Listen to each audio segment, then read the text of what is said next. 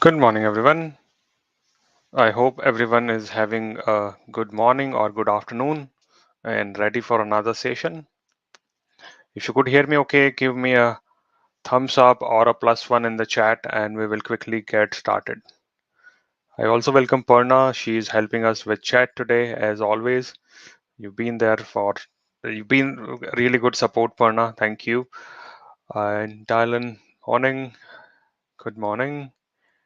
Nice, good. Let's keep moving forward. We will discuss interesting stuff today also. And as always, please keep your questions coming so that we could answer as many as we can. And if we can't answer them, then afterward you could ask those questions into uh, uh, y- our LinkedIn profile. I'm also thinking like if you have question, you could ask them into YouTube comment so that others will also know about it. So if you have any question or even if it is just a comment that you liked it or a specific part in the training which you logged about you liked about, please share that into YouTube comments so that others will know and probably would be able to get into those specific sessions or topics as we discuss forward. So let's keep moving forward. We'll talk about what is expected today and what we will be going through. So we are in week 2. Thanks for hanging in. First week we discussed about basics of data center. This week in the foundational track, I am going to talk about virtualization, which is also a very basic component to get started with any data center. So we'll talk about virtualization. Then we will talk about specialty track, where we'll identify security scope of the services and we'll understand that how we could have our account structured and what is a control tower. So we'll discuss those services. And in last 30 minutes today, we would have Julie Elkins, who is a technical curriculum developer who would help us with understanding what her role entails and what qualifications she has, what is her day looks like in a busy life of Amazon. So we will discuss and lots of things with her also in the last section.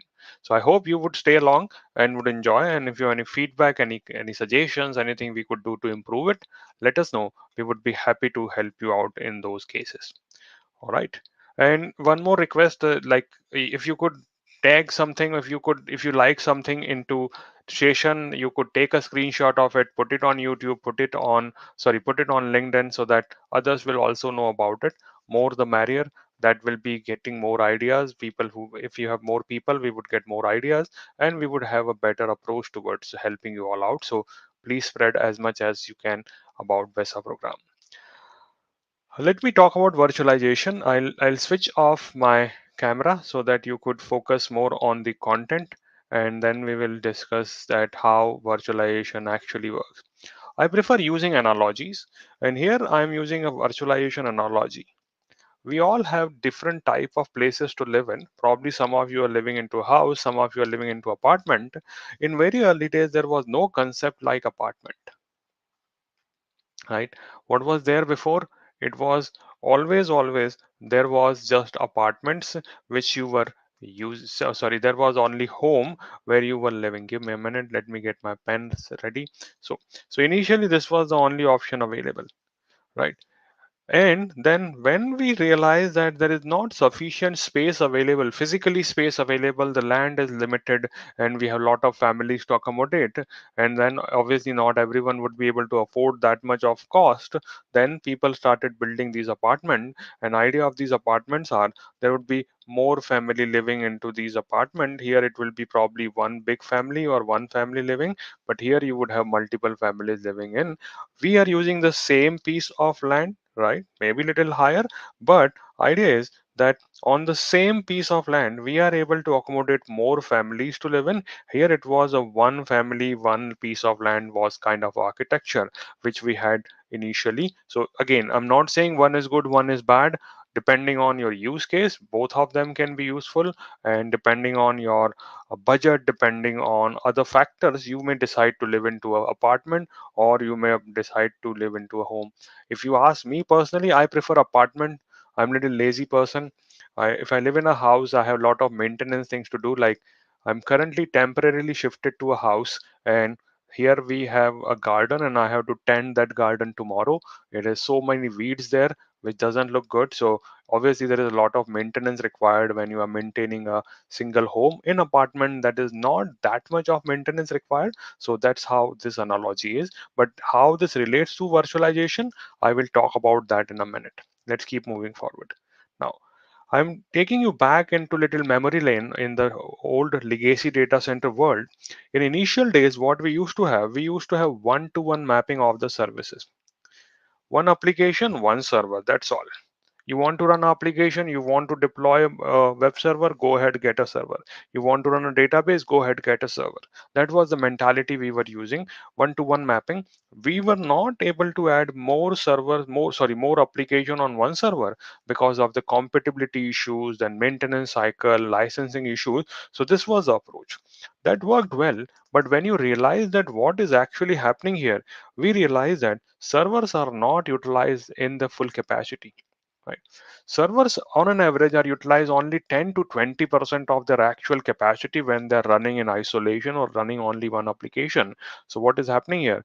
One application, one server approach is okay in terms of having server dedicated to one application, but it is not an efficient process for long run, and we need a better approach in these type of things. Right. One request here, anyone who is joining us on Twitch, please follow us on YouTube, because we would be stopping Twitch broadcast maybe from next session.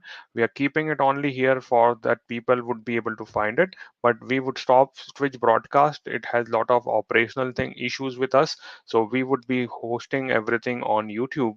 So please grab the link and join YouTube session for next time. Thank you.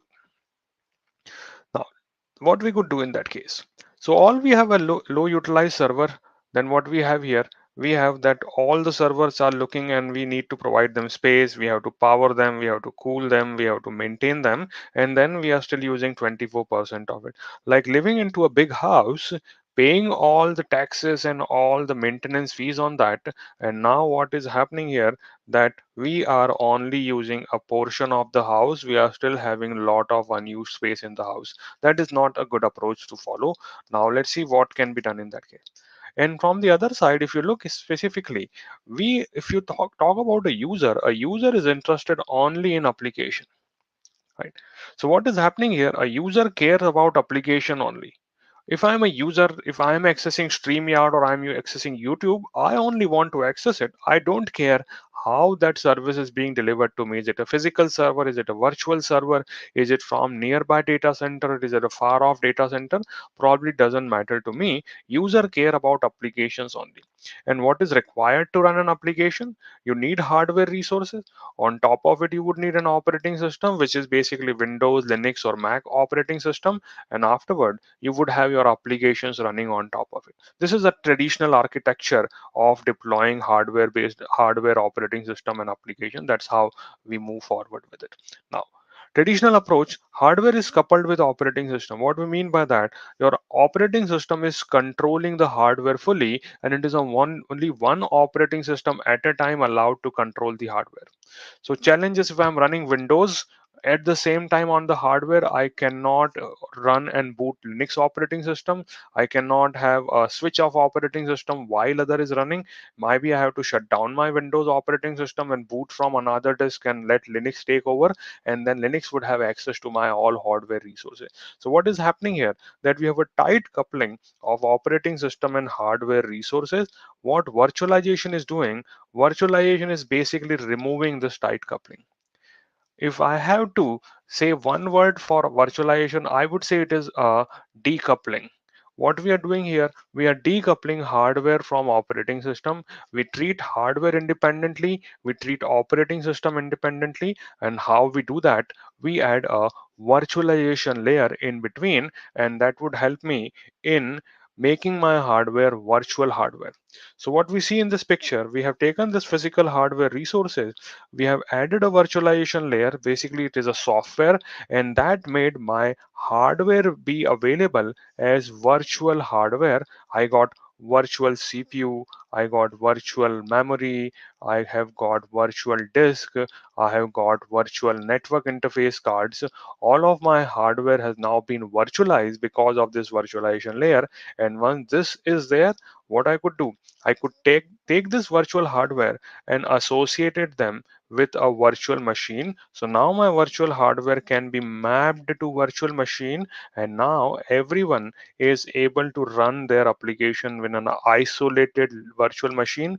They may decide to run their own operating system, own application stack, doesn't matter, and they won't interfere with each other. They all are treated as independent architecture, as we are seeing here. Your operating system may not know that it is running on a virtual hardware. For operating system, it just needs a CPU, memory, network card, disk, and that is provided through virtualization layer, and that is ensuring operating system is kind of transparently using that hardware. It is not aware that I am being provided with virtual hardware, and through that I am able to keep my machines running. That's what is a virtualization approach. I hope everyone is following along. Very basic concept, but feel free to ask questions if you have any doubts here. So virtualization of hardware is what we have done here. Now, because of that, what we could have, we can focus on four core resources. So obviously there are a lot of component on a server, but whenever we talk about virtualization approach, these are the four major component we think about: CPU, RAM, hard disk, and NIC. In cloud computing, this changes little bit. Combinedly to CPU and RAM, we call it compute, but it is still the same concept that these are the four core resources for any application I want to run, any software I want to install or deploy. These are the common things which we would be needing. So that is called my virtualization approach, right? So benefit we get because of that is we have all the physical server, we were low utilizing them. Now what we do, we put them into one physical server as virtual machine, and I would expect now that my server utilization is higher, which is good because I want to utilize the most, or I want to get the most return on the money I'm spending on my hardware or software combination. So that's what a virtualization approach is, right? So I hope everyone is following along. Now I want to talk about like why virtualization has become mainstream. Like if you take the same example that we had initially, houses culture, and now if we look around, we have a multi-story culture. Why this happened?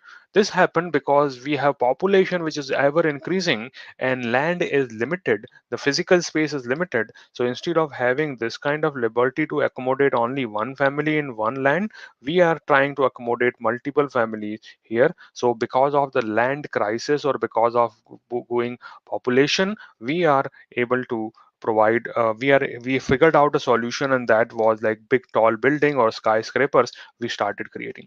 Same way, why virtualization become popular? Why? Because now my hardware has become very powerful and at low cost. I remember my first computer was a Intel 133 megahertz processor system, and it has costed huge money. But this power is maybe in a small smart toy which I have will be there, which will be probably having more power than a computer I had years before. So what is happening, that my hardware is increasing day by day. Dual core, quad core, 16 core, hex core, those type of CPUs are coming, and the cost is coming cheaper and cheaper. So hardware has become a small commodity which we want to leverage at the best, and hardware is becoming powerful day by day. That's why we are utilizing this solution here. So I hope this thing is clear, right? How about network virtualization or cloud? Is Nick for that? We will talk about that, Pawan. We will discuss a little bit on that network virtualization if the time permits. So when we talk about virtualization, the most common one we think about is server virtualization. And this is the server virtualization is the one which has made virtualization that popular.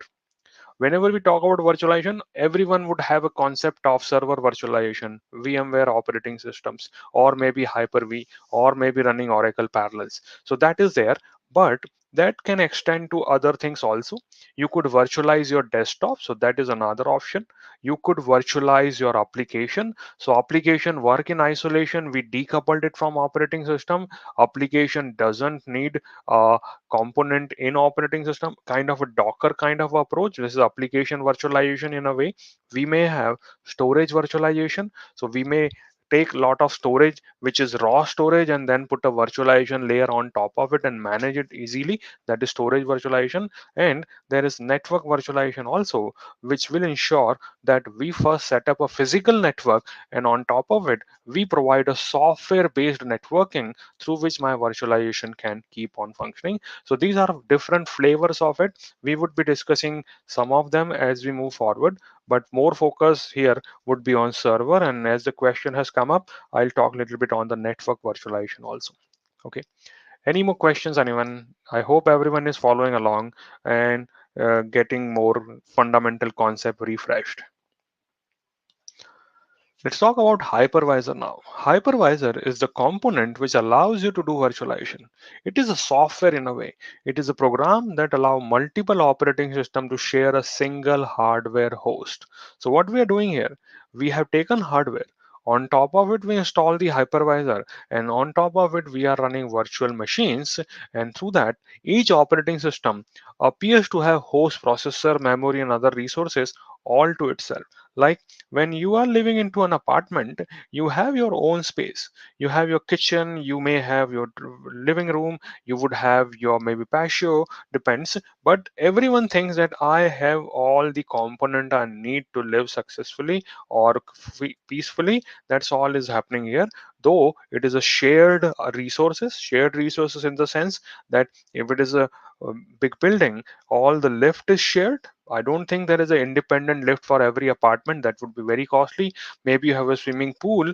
Pool would be a shared component which you would all be using. Maybe there is a security room that would also be commonly used by everyone. Maybe there is a garage which may be independent, or there may be parking spaces for you, but the whole garage is a public property. Maybe you have sauna, that is what you are using. Again, it is a public thing. So that is what you are doing. You have your own space, but you are using some common resources being provided, and that's how the cost is becoming lower and lower, right?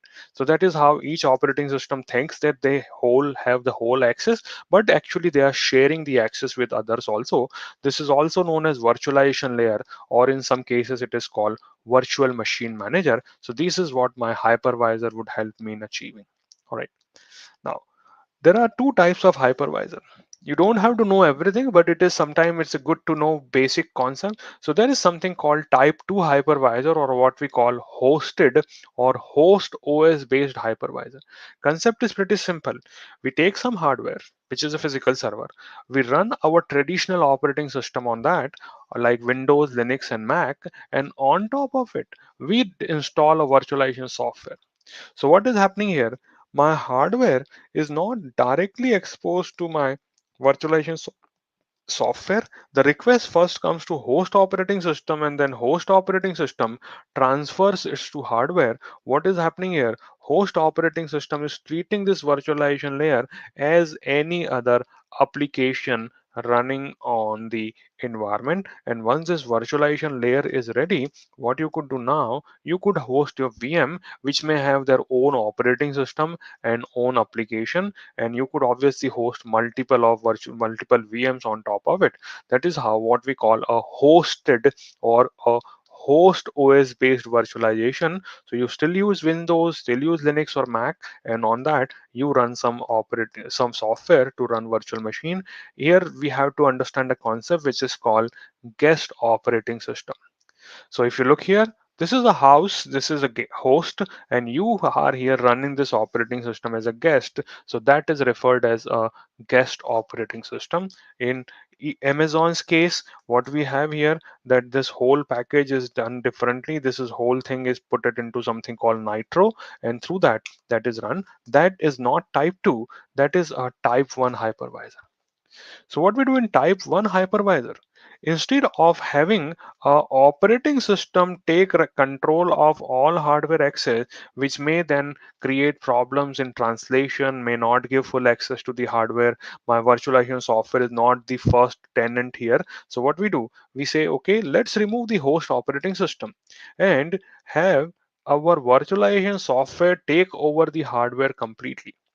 So everything within that host operating system is gone. what we are doing here, our virtualization software has added the component to access hardware directly. And now if you see, your information can be processed faster. A layer which was in between is gone, and you do not have any limitation because of that layer. Virtualization software may have best approach of leveraging the physical hardware. They may know how to schedule different threads.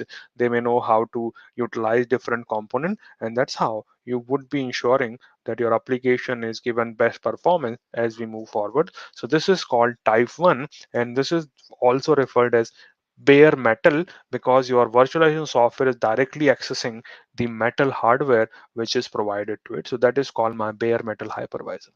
This is the most common approach for your production environment. The previous one, type 2, was a good approach if you are running a Windows machine and you want to test something on a Linux based operating system, or vice versa. That can be a better approach. But in production system and big data center, this is the approach which is followed. That is called your hypervisor, bare metal hypervisor. Right. Nice. Let's keep moving forward then. Now, there are a lot of companies who operate in this space, and I have just put some name here: VMware, Microsoft, Citrix. They are very common ones. Again, how much share they have depends. I worked in VMware before, so I'll talk a little bit on that.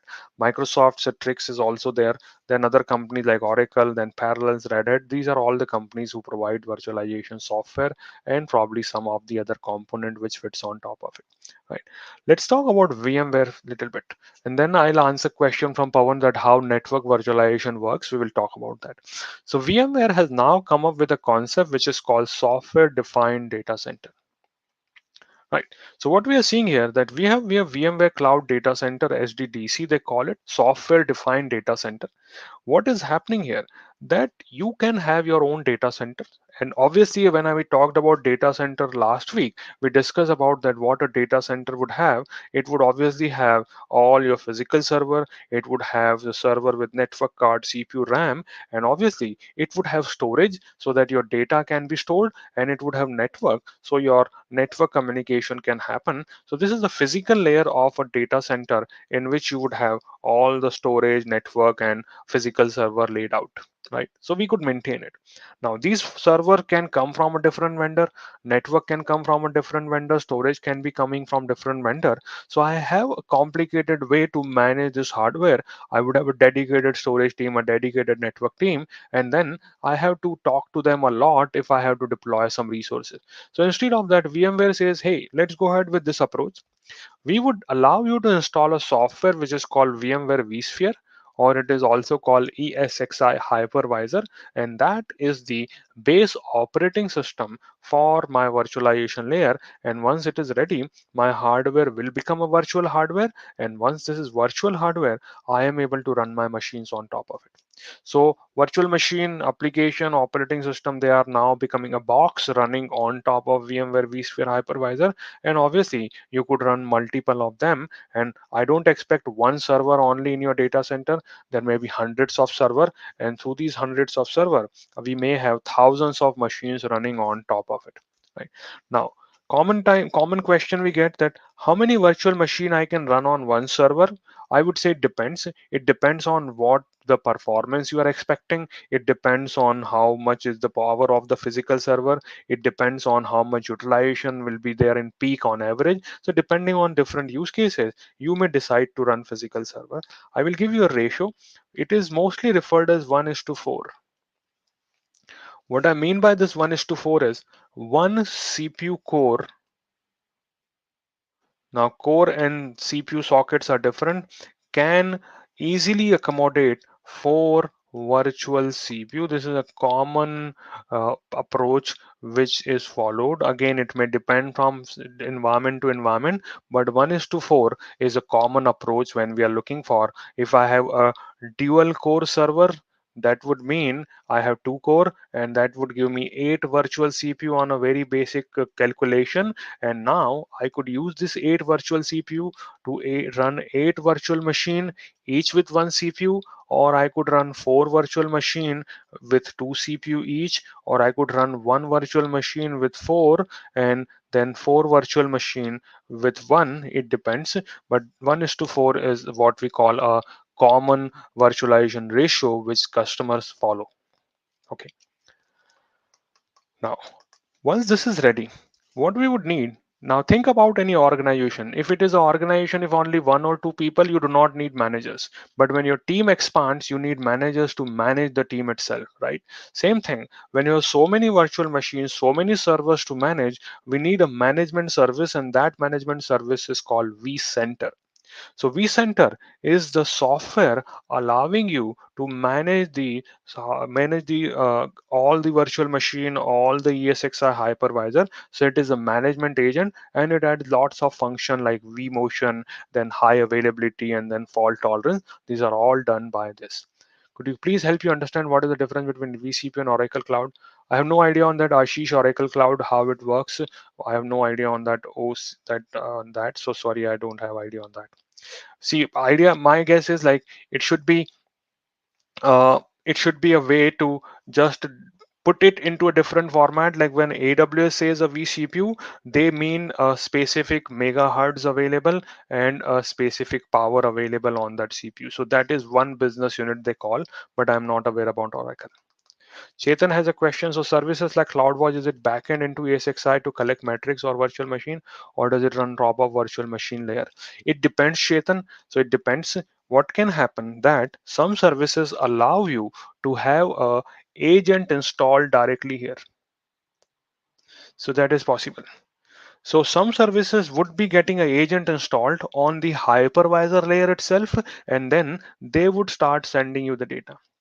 Some services would allow you to install agent in the guest operating system and then collect data from there. So it depends what you are monitoring. If you're a data center admin, probably you would be collecting data from here. If you are an application admin, probably you would be collecting data from there. Right. So this is one option. Another approach which is followed by some companies is they deploy a monitoring software itself as a virtual machine, and this can now gather data from here. It can gather data now from here. So multiple approach. This is one approach which I said. Another is an agent based approach which is installed within that agent. On top of it, ESXi itself has built-in metrics. So it will always give you some built-in information which is there. So you should be able to leverage that also. Or if you're looking for third-party solution, you could use them, should not be an issue. So this is how it actually works. So we created a management layer, and through this management layer, we are able to manage it. But what about storage? What about network? Maybe the storage here is coming from EMC. Maybe the network here is coming from Cisco. Maybe half of our servers are HP, half of our servers are Dell, half of them are Fujitsu. Now it is very complicated to have a team who would keep on learning all these stuff. So what we can do in this particular case, that we would be ensuring that we have virtualization done for storage also. So VMware has a product is a vSAN, and that vSAN is allowing you to create a virtualization on the storage layer. How it works, I'll give you a brief idea on that vSAN storage. And for network, VMware has come up with a product which is called NSX, and that can also be used for network virtualization. Now, I just explained you VMware stack. In case of different vendor, it could be different software which they are using. Like VMware calls it vSphere, NSX, and vSAN. Maybe if you are using Cisco virtualization, Cisco has their ACS, I believe, as a virtualization layer. NetApp, if you are using, or maybe you are using another software like SolarWinds, they may have their own software for storage. So it depends. But this is a stack of VMware, and what we have done now, we can have any hardware beneath, right? It could be Dell, EMC, HP, Cisco, doesn't work at all. And then what we do, we have provided this type of architecture, and now what we have created here is my software defined data center. So come what may is your physical layer. Once this physical layer is set up, now I could maintain a software based approach here. That's what is happening here. What we are trying is this kind of a stuff, right? So I hope this thing is clear and you have a better idea on what is a software defined data center in that case, right? Is 1:4 CPU ratio also works in AWS environment? I have no idea on that, Piyush. This is a secret sauce, and that I have no idea on that what it is, what is there. So What is there? We no idea on that. Question is there, is type 2 suitable for VDIs? I would say probably not, because see, the licensing cost is also there. Think about it. So you have taken a hardware, you paid money for that. Now, obviously, when this hardware is powerful, you would need a powerful operating system on top of it. So you are paying licensing cost of your Windows or Linux operating system. Then you install your virtualization software on top of it, and then you are running your VDIs on top of it. So I don't think this would be a better approach in terms of cost, and probably you would be looking for directly using bare metal hypervisor. See, type 2 is good when we are doing testing or training or maybe just experimenting. In production environment, mostly you will find type 1 hypervisor is used. They refrain from type 2 because of performance, because of licensing cost, and because lot of maintenance required on that. So if it is a Windows machine, every Tuesday you have to go through those patches, right? So that is also is required. So you should be aware about that. Optimum use of hardware resource in case of hardware issue failure, all dependence VMs are impacted. Am I correct? You are correct in a way, Prashant, but there are mitigation techniques. We will discuss about those things if the time permits. But yes, you are right in a way that now if we had 10 servers before and one of the server fail, only that one is impacted.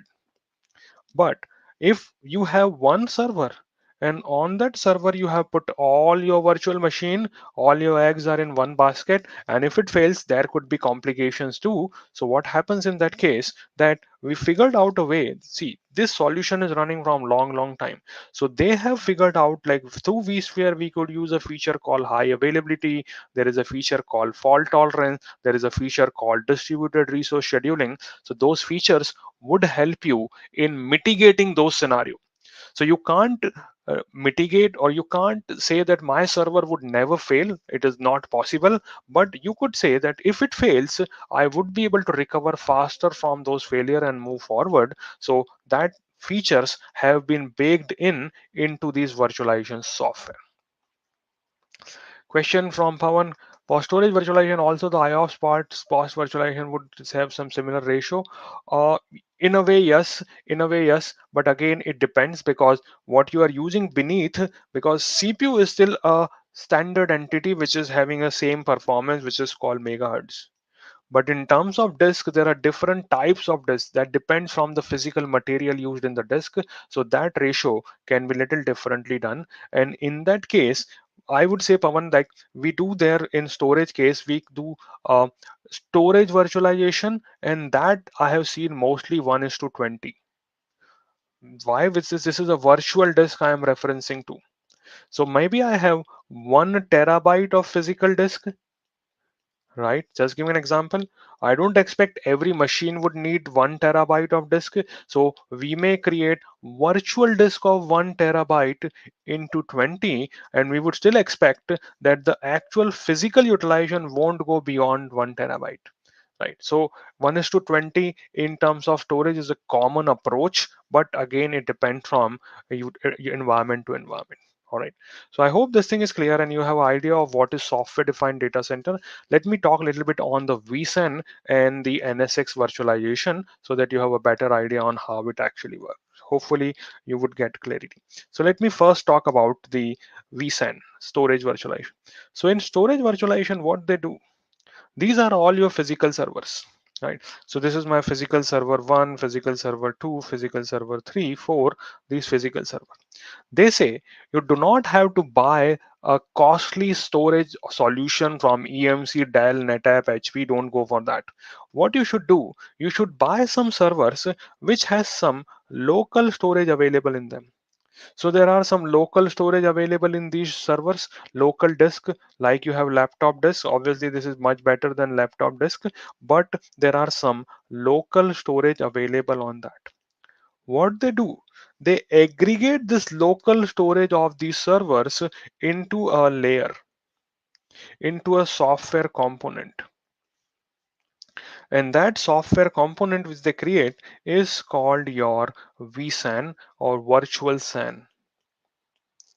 So storage which is of local servers is combined together and it has created a virtual storage which is virtual SAN. Now you may think what happens if the disk fails?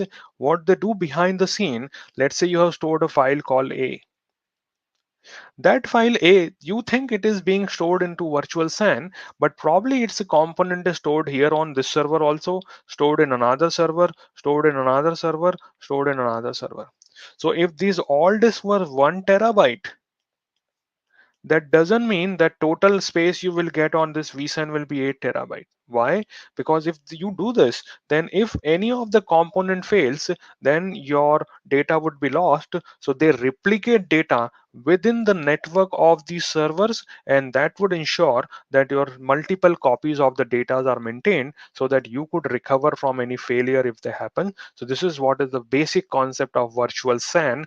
A local storage is piled up into a virtual storage, and through that you are able to provide virtual machine the required space, and you could say, okay, this is very important machine, make 3 copies of my data. This is less important machine, 2 copies are fine for that.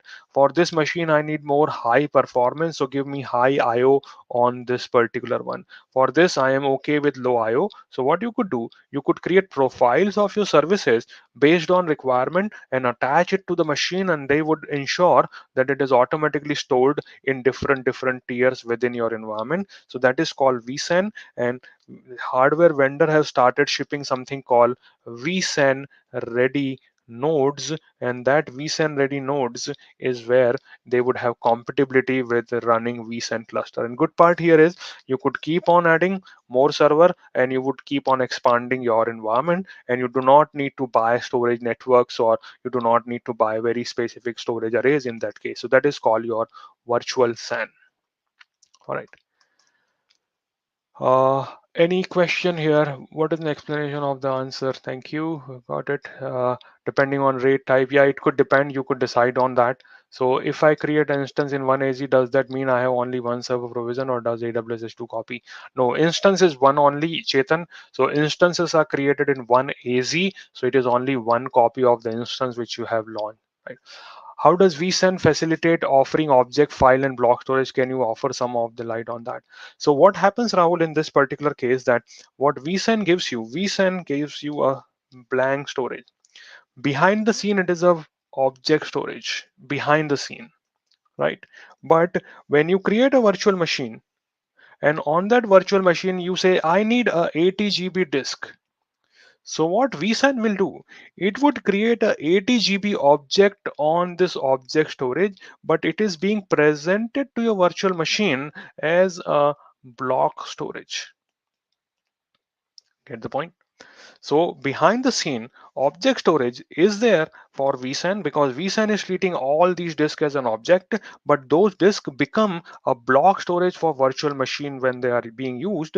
And what you could do, you could then create another virtual machine in which you could install some software, and that can have, let's say there is 100 GB of my storage given to that, and here is my NFS software running, and we mounted it to NFS, and now we could access this as a file server. So that would happen between VMs and not directly on the object. So we use object storage behind the scene, and they are being mounted as a block storage, which you can purposely use as a block, or you could share it and make it a file system. That is how your storage would be laid out. All right, good. Block storage uses vSAN. So vSAN, as I said, Pawan, vSAN uses object storage behind the scene, but the objects created on top of it is what we refer as your block storage. Right. Let me quickly talk about network also, that how network utilization happens. We are talking about network virtualization, and that is called NSX in VMware's format. NSX. This is a product. VMware acquired a company called Nicira, and that had this virtualization product. So see this. This is VMware solution. They have physical servers. Obviously, these physical server would be connected to some network, right? There is a network required here. So this physical network is there. So that is ready. Now what VMware is doing, VMware says, okay, let me install some software here. This is a NSX agent installed here.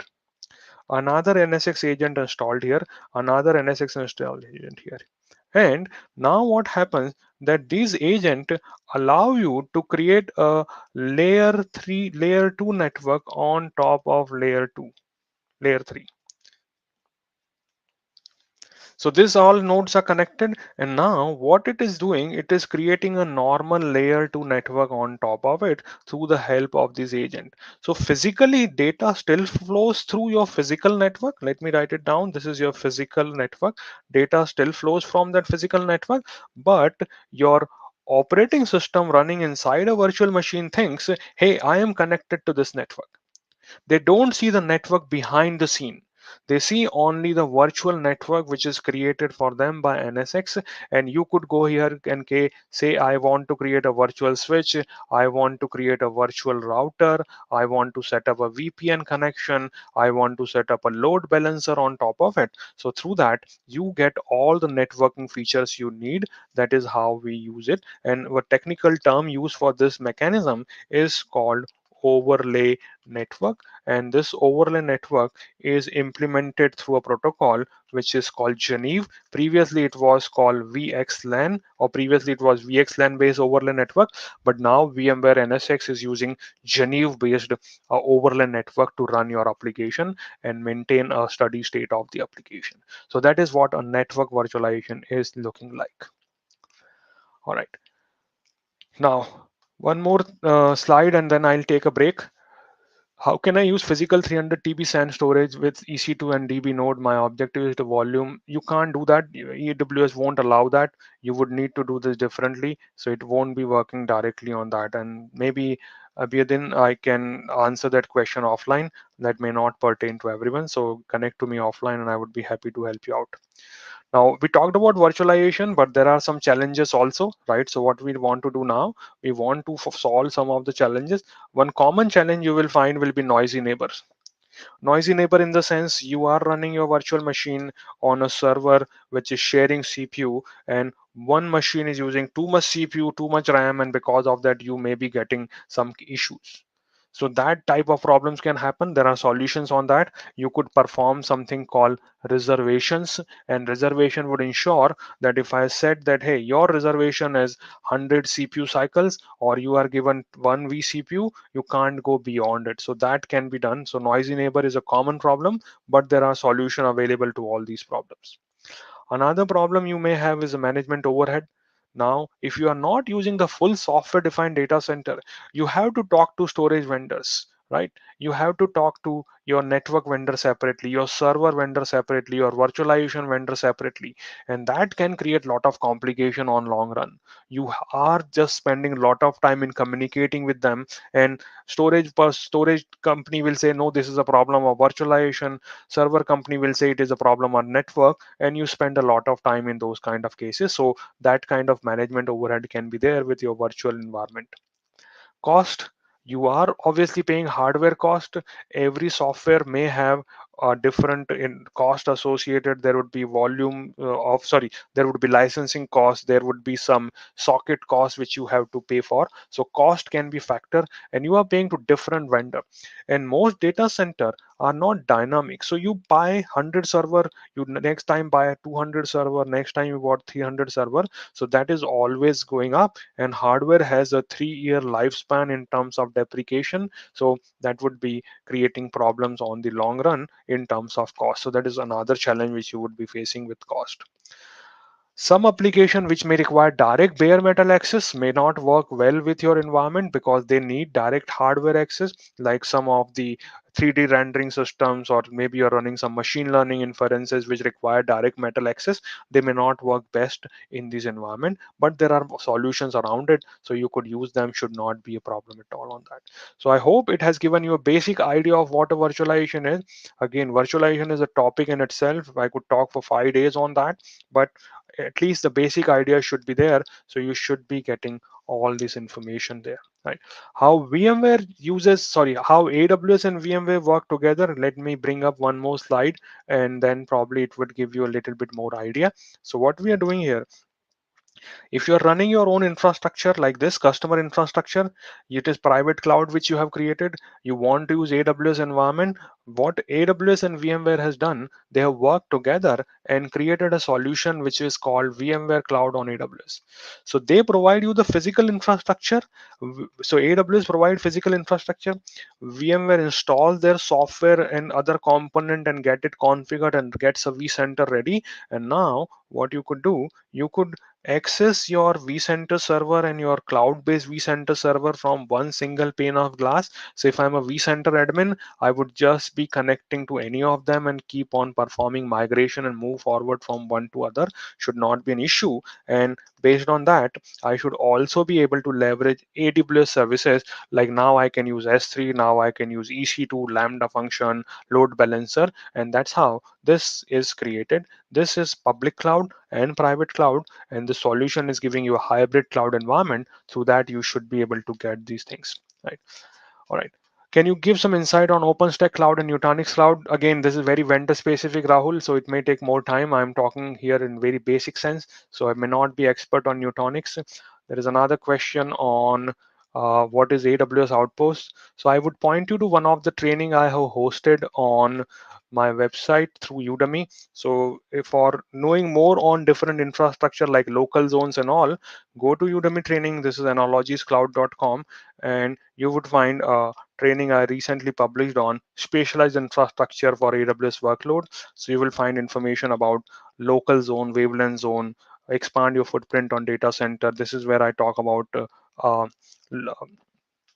Outpost, and you can extend your VMware environment. So this basic information is available for free in this particular training, and you could get to it from this website which I have maintained. You could find more resources there. And once we return from break, I will point you to one more resource I hosted recently, which can also be very useful for your cloud career journey. So we'll talk about that also. So I hope you are following along and learning something new. Let's go ahead and let's take a 5 minute break, and afterward we would move forward, right? So 5 minutes and we would start again. Thank you.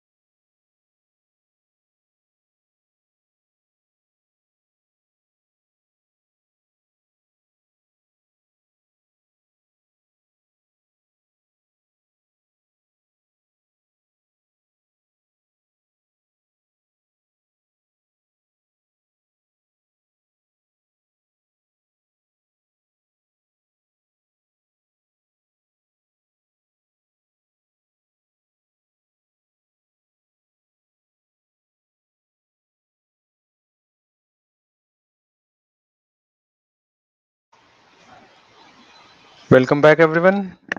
If everyone is back, let me know.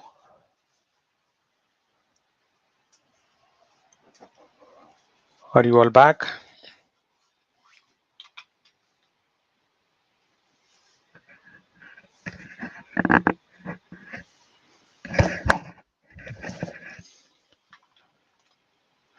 Okay, good. Let's keep moving forward and we will discuss about more stuff. But uh, anyone left?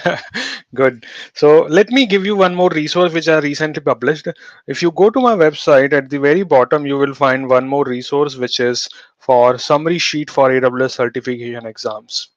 What I have tried to do here, that I have tried to put everything into a one single page related to a certification exam. And let me quickly show you what you will get when you go there.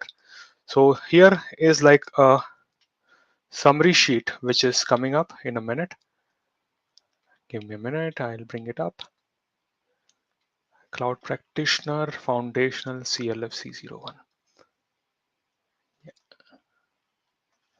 Something like this. So it is a one pager. You could print it, you could make a poster out of it, or you could just set as a desktop wallpaper. And on one single sheet, you would come to know that which services are expected into CLFC01, which is Cloud Practitioner. Then what is a one line description of that service? That is all the information you will get. And these are categories: expected analytics, compute and serverless, containers, customer engagement. So these are different categories. Then you will get information about exam, like what exam level, what is the length of the exam, cost, number of question expected, and what are the domains required in that exam, and what percentage is covered in that. And then some more information, again depending on the space, I may have included or may not have included all this data, but this is what you will get into these pages, which is for here you could get for Cloud Practitioner. And for all three associate others, I would make it available. And if somebody wants to get a printed copy, it is also available to order on the Amazon. So this can be a useful resource. Set as a desktop wallpaper in your application preparation, so that it would be easy for you to follow. And you would find wallpaper for all of the certifications soon. Currently, it is all the associate level as well as your practitioner level, associate level. Like this one is for sysops. So this is also there. So you could find it in that place. All right. Keep moving forward. Let's keep moving forward. Let's discuss more thing. Let's keep moving forward. Okay. So we are now going to security track. Let's keep talk about security track. And if you like these wallpapers and all, let me know. You can post them onto LinkedIn and tag me. That would be a really good useful thing for others also. I have not posted on LinkedIn so far. I wanted to make it available to BESA community first, and probably you could help me in spreading more about it. So you should be able to take a screenshot of it and post it on LinkedIn and tag me and tag BESA program. Let's keep moving forward. This is what we're discussing about is a security track. If you remember in the first track, we discussed about this whole architecture, right? That what are the component required? What is identify, protect, detect, respond, and recover? And what we will do now, we would keep on discussing these component independently. Right now, I am focusing on identify, though there are various services, but I'm not discussing every service right now because that may not be clear to you unless you have basic understanding. So we are today focusing on identify, and afterward we would be discussing about few services in identify. Today I would discuss about AWS organization, I would discuss about AWS control tower, and later we would discuss about services like config systems manager, because they may be coming in different places also. Like systems manager may be coming into other places here, like here is a systems manager. Config can also be used in automation or other places, so we'll discuss there. But right now let me focus on two services here, which is control tower and AWS organization. Let's keep moving forward. Now, what is AWS organization? Let's see that. First thing, we need to understand that this is an architecture helping you with multiple accounts. So if you have multiple accounts, then you would be probably looking for a solution which is your AWS organization like setup. And we'll see why somebody would be interested in setting up this environment. First, let's consider what is an organization. Like, let's consider about your traditional business organization. Let's see what these business organizations do and what is the thing they are trying to achieve. So in most business organization, what you would have business units, right? What I mean by that, so there could be business units like this. See this. So there is an executive board, then there is a division 1, division 2, division name 3, and there may be multiple department beneath them. Why they do it? Because this makes management easier. They are able to control things properly. They are able to allocate budget properly. They are able to provide isolation for resources. So this is what a typical organization structure in a business would look like. A big company, a big organization would have similar department and maybe multiple department within each division. Like, consider about a company like Amazon. So Amazon would have a e-commerce department, another division will be AWS, another would be Kindle, another would be Amazon Prime, and within them there will be different team. Same thing can be done in AWS also, and that's why we need multiple accounts. So why we need multiple account? I would go quickly on this because I have already discussed in a previous beta session. So probably you could get more data from there. So you may want to provide better governance and different type of governance for different account, and that's why you may want to have different account structure. Then security policies, maybe one account need more control, another is a developer account, I want to be little flexible there, so let me make it easier for security policies. Then I may have to keep blast radius small. If one of my account get compromised, and if everything is there, everything is compromised, I don't want that. So I may want to stop my blast radius and keep it smaller. That's why I may use it. Then account limits. So if there is some limitation from AWS side, let's say a theoretical limitation, I'm saying, let's say you cannot create more than 500 VPC in account. Then if you are going to that limit, you may have to look for another account to be created in AWS. So that is another reason you may have multiple account. You may have different operational boundaries, right? Maybe, let's say, US government may want only US employees should be maintaining the environment, not everyone else should be allowed to access it. Same can apply for different business unit or different compliances. So maybe operational boundaries require you to separate account. Then cost visibility. If I get one single bill, I may not be able to know how much I'm paying for a project X or a team Y or a product Y. So that's why I may need to have multiple account. And then support plan. This is also something people do not mostly consider it, but when you talk about support, there is a basic support, there is a developer support, there is business support which you could get, there is an enterprise support which you could get, and then cost will be also there with the support. So if it is just a demo account, why I have to keep enterprise support in that? I should be ensuring that we would be only paying for what we need. So that's how we are able to use different account, and that would be a better approach to follow. So that's why we use multiple account, right?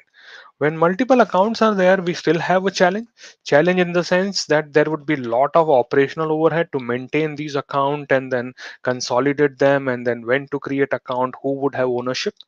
We would have challenges in terms of paying multiple bills, right? 100 account, 100 bills, who would keep on paying that? And if I have to put security, if it is one account, I could easily go and implement security. If it is 100 account and manually doing it across 100 account will be very complicated. So we don't want that, and we want to solve that problem. And that is where service like organization would be helpful.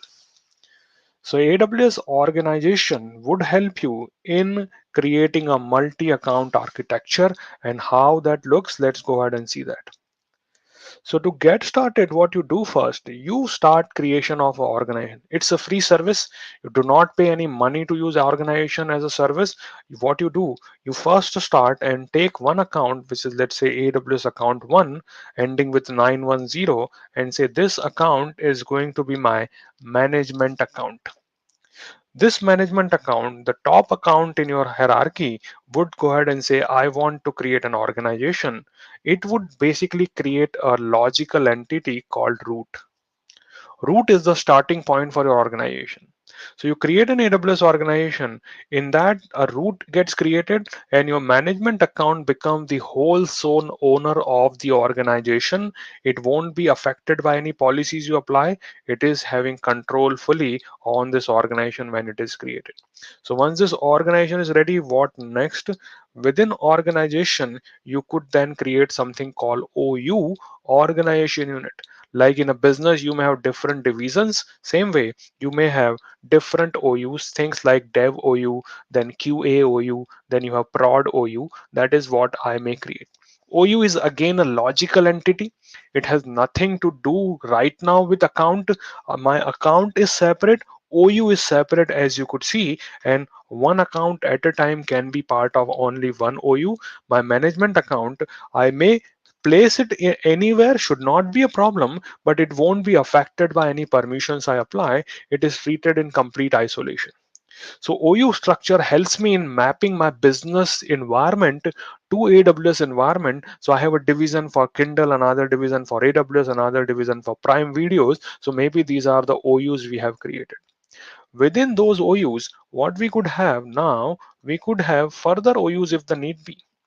So within, let's say, Prime Video, then we have free Prime Video and then paid Prime Video. So we could create further OUs if the need be. Like I have prod OU, PCI OU, HIPAA OU created, and all of this can happen within my organization setup. Let me bring up AWS console so you could see this into action. So I'm logged in into one account. I had already initialized the organization, so I'll go to that and I should be able to see some details associated there. So this is my AWS account structure and my organization. So root is the starting point.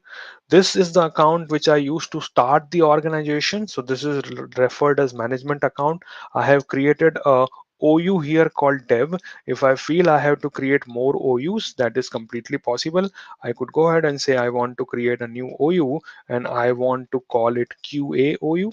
Done. And now I may want to create another OU if the need be, and that is completely same like you are creating a folder structure.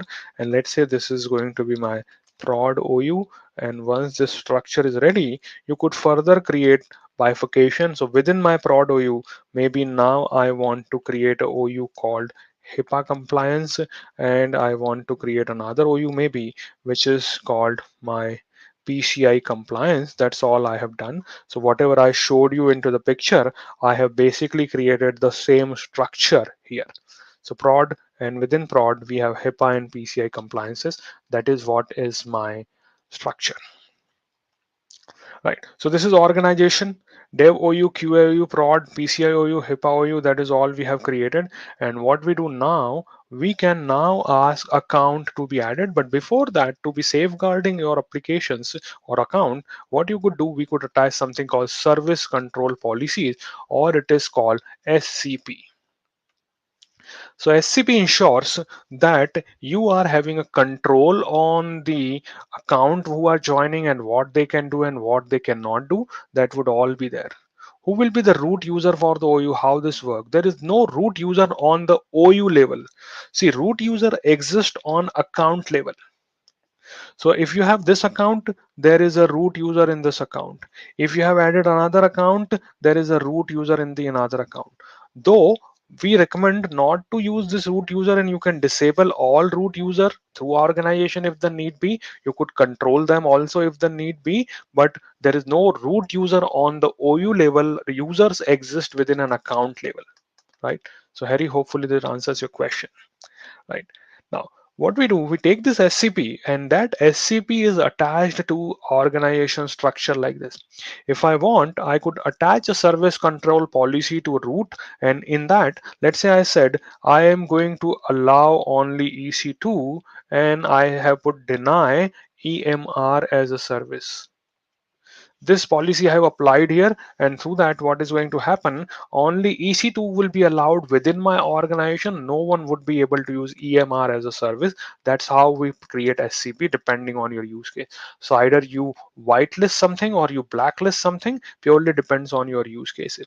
As soon as the SCP is applied on root, it would automatically flow down to multiple OUs as you see here. SCP1 automatically gets applied to dev, QA, and other OUs that will automatically be getting applied, should not be an issue. So that's how your OUs would be coming up. Now, once this is ready, once my structure is ready, once my house is ready, what we can do, we would be using or calling other accounts to be here. So we would be inviting member account to join us. That's what would happen. Question is, can management account be the root account as well? See, there is a different here, Prashant. Understand that. When I say management account, it is this person here, this account number.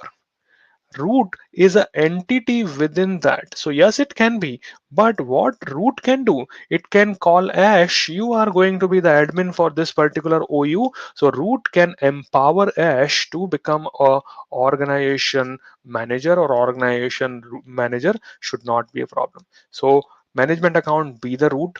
We don't recommend it. So root should empower someone. Same thing like if you talk about England, UK, there is a king, but king is not doing all the day-to-day stuff already, right? So king has appointed, or king has facilitated a prime minister, and prime minister is performing all the stuff. Exact same thing. Root is not getting there into all day-to-day stuff. It is the user appointed by root who is managing all the stuff. So I hope this analogy gives you a better idea that what is a root and what is an account, right? So AWS organization IAM, are these two same? Sounds pretty close. No, they are not same. We will talk about that, Chetan, in a minute. We will discuss them. Right. So this structure is ready, and through the structure, what is happening? We are able to invite more infrastructure component, or we are able to ask users to join me. When I say user, I made a mistake. I should have called account. So what I'm doing here, I am asking account to be part of my organization and say, hey, account two, can you be part of my organization? So let's go ahead and see this. Let's see what we could do.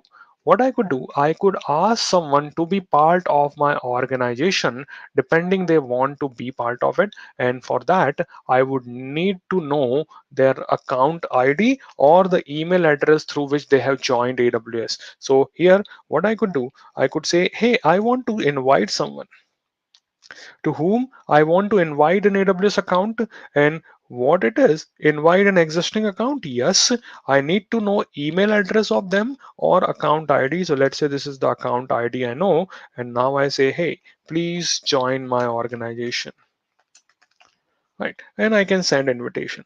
So this invitation would show up in their account, and they would be able to deny or accept it depending on the use cases. So if you see this thing here, what we have done, we have invited this particular account ending with 302 to be part of my organization. This has been requested today, and it would be open for 15 days. In that 15 days, they have to accept that invitation. I would mimic that I am accepting the invitation by going into that account. So let me switch the role and become a account member here. So this is my QA account. So I am becoming a QA admin there. I am switching the role and I am behaving like I'm a QA admin in that account. Technically, it would be someone else who would be doing it. But right now, what I see that I have one invitation which is pending for me. As you could see, it is sent by Ashish by this email address, this organization, and then please join my org. And now what I could say, okay, I'm happy. Let me be part of your organization. So you accepted the job offer. Now you belong to that organization. And now if I go back, switch back to my actual management account, I should start seeing that invitation has been accepted, and my structure would show one more account has popped up, which is Ashi Praja plus Q account. What I could do, I could now say, okay, you joined me, fine. You would work in QA department. So let me move you to a QA department OU. So that is how I moved my AWS account. So see the structure now. I have prod account, HIPAA PCI, dev OU in which Ashi Praja dev account exists, and a QA OU in which Ashi Praja QA account exists, as you could see here. Right. So that's what we could achieve through our organization structure. What I have become a member account, and obviously you could ask more member account to join your organization, and you could keep on expanding. Your structure should not be a problem. Right.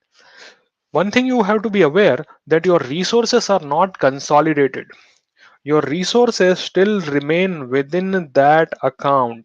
They are not like they will now become part of management. No, resource exists within that, and your IAM user setting configuration, whatever you have done, is all done by that, not by others. So that's how your organization structure is created, and this will help me in managing things. Like I have created a SCP and attached at root some organization policy. Then maybe there would be some policy depending on the environment you could attach, like you could have SCP2, and that can be attached to dev OU, and afterward it would flow down to member account within that. And now if I look at account 2 and account 3, they would have a combination of SCP1 and SCP3 applied to them, through which they should be able to perform various operations within their environment. So similarly, I could go ahead and attach SCP either on account level. Also, if you see here, so I can attach SCP at root, not recommended.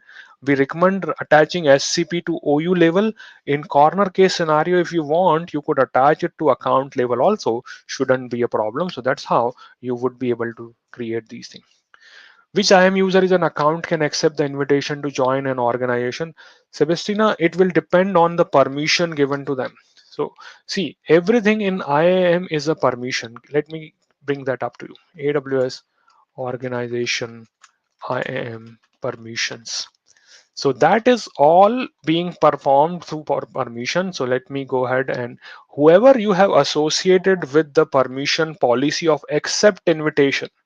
So see, this is my documentation, and here I could go ahead and say what I want to allow them. So see this. I am saying I am allowing for this particular condition, right? So that kind of a condition, and what they could do, action is organization star, means anything on organization, but it could be organization and only, see this, enable a service, disable a service. Same way it could be accept invitation or deny invitation. So that is again a specific permission associated to that individual. Like here, this one has organization create account. Similarly, I would have organization accept invitation, and if it is associated to individual, they would be able to accept invitation or maybe not allowed to accept it. So that will depend on IAM permission of that individual who is accepting your request. So when the same account accepts the invitation, will the account that has invited be able to monitor the activities done by that account? Answer for that is yes and no both, Prashant. So it depends on what you have configured on that. So organization can be enabled only for billing purpose if you want. Monitoring doesn't mean that you can check everything. What would happen depending on what SCPs you have configured and what other settings you have configured? Monitoring may have different meaning. Monitoring could be what you could have here. You could create a centralized bucket, and in that bucket, you could have all the logs from CloudTrail coming up. So if you call that monitoring, yes, it can be enabled, but not by default happening. It is not by default. I'm still independent, so I'm still independently maintaining my own account structure. Are we the one to write these code or it come from AWS? I didn't understand that question. If you could frame it again. SCP will get inherited from the parent OU. Yes, it would be. That would be always coming from parent OU. SCP can be associated with the management account or OU level. Yeah, lower account will inherit policies from parent. Thanks, Parna, for that. Now, so what you could have SCP is like this. An SCP is not a foreign animal. It is still a JSON policy like this. So see this example. I have a allow kind of SCP, and here I say I want to allow EC2 and S3. I have a deny example here, and here I says I want to deny SQS as a policy. So that is exactly possible that what you could see. Is it possible to move account under OU anytime later? Yes, you could. You have people think like people moving within organization. So yes, it is possible. They can change department, they can change the structure, shouldn't be a problem. So yeah, you could even afterward also move account from one OU to another if that changes, right? So maybe you initially started in dev OU, that account is now production, so you could move it to production OU, shouldn't be a problem at all. So that is completely possible. The code for the permission you just showed, does it come from AWS like this allow example, or who writes it? See, there is, these are API called Tochi, so you would write them based on your requirements. So we give you sample policies for organization. So let's say I go to IAM here, I would find some policies which already exist for organization. Yeah, some component would be there. We would give you some basic policies ready, and then you would then augment it or modify it based on your requirements. If I'm going to policies and if I'm looking for organization related policies, so see this. So organization full access, yes, I could give that. Organization read only access, I could give that. Then architected organization security policy. So these exist by default. And see this one. This is account put element, get alternate contact, put contact, list region, enable, disable. This is all there. You could obviously go ahead and modify them, copy it to another location and create a policy based on that. Shouldn't be an issue. So that is how SCP works. So what happens in SCP? SCP, I would say SCP set the maximum boundary for your application. Maximum boundary which is allowed. So maximum boundary in the sense that, hey, I have a SCP which is EC2 and S3 allowed, and I have a SCP which says I am EC2 and SQS allowed. What is going to happen now? When these policies are combined, you would be getting a intersection applied on that. I give an example of a bank account. So my bank has a limit that I could withdraw 500 pound per day as cash, not beyond it. So even if I have 1,000 pound in my account, I can't withdraw more than 500. Even if I have 300, that doesn't mean that I can still withdraw 500. I would be able to withdraw only 300 in that case, right? So check my previous video, you will get more detail there.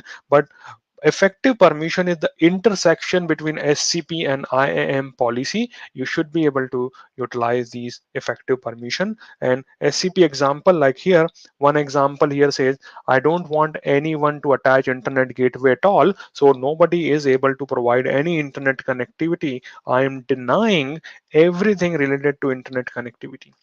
Another could be, I don't want anyone to stop CloudTrail, because that is the best thing somebody would want to do if they want to hide their footprint. So I don't want anyone to go ahead and disable the CloudTrail, so that I could apply on the OU level or root level if you want to. OU is the better option.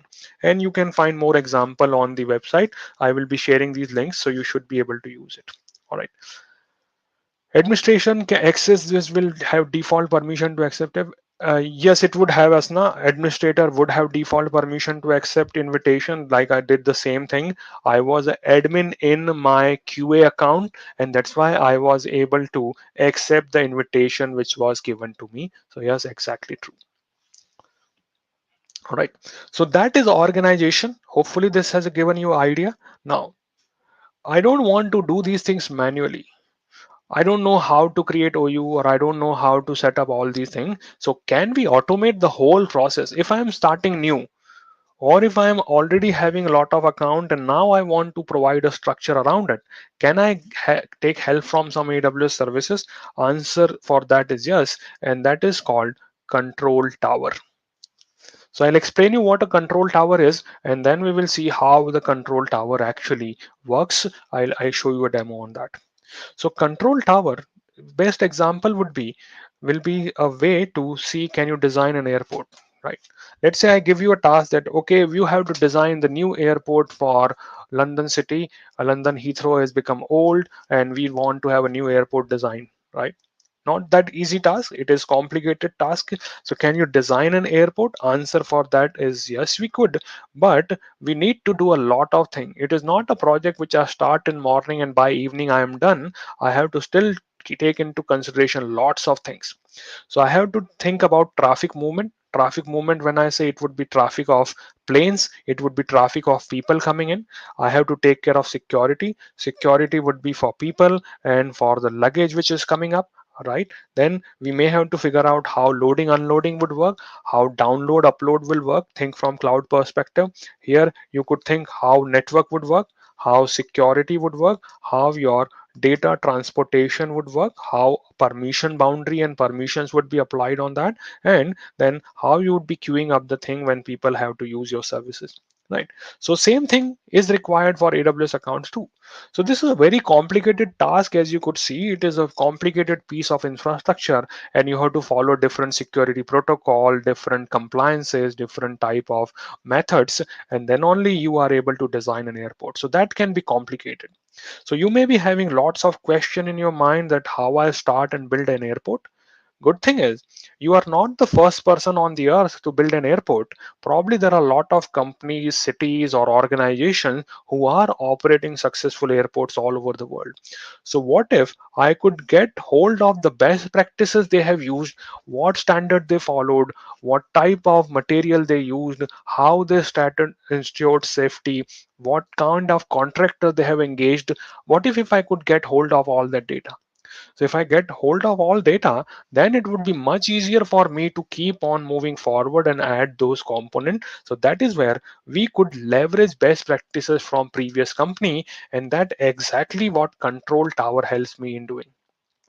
Right. So Control Tower give me a best practice based environment ready to set up in 60 to 90 minutes without writing a single line of code. If I do not do that, what my journey would look like, let me first show that. If I do not go with Control Tower, and I am looking for a multi-account architecture, so I could manually do it, no problem at all. I have to first set up organization like I showed you. Then probably I would create a temporary S3 bucket for AWS CloudTrail logs. I would enable CloudTrail service locally on that account. I will enable features of organization like SCP, guardrails, and all. Then at least one account I would keep for log separation. So all my logs will be kept into one single account. That is what I'm calling log archive account.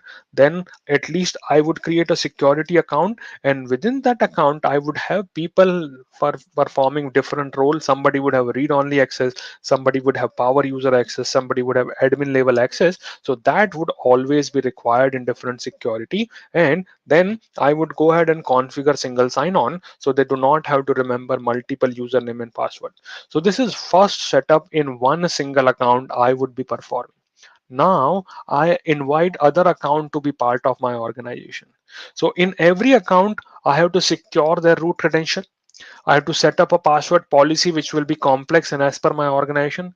I have to link them to organization master account, enable CloudTrail in that, send log to central account, perform config related setting of guard duty has to be applied. Then I would create a bucket and create rules so that data goes into central bucket. In that account, I would again create read only power user and admin type of profile.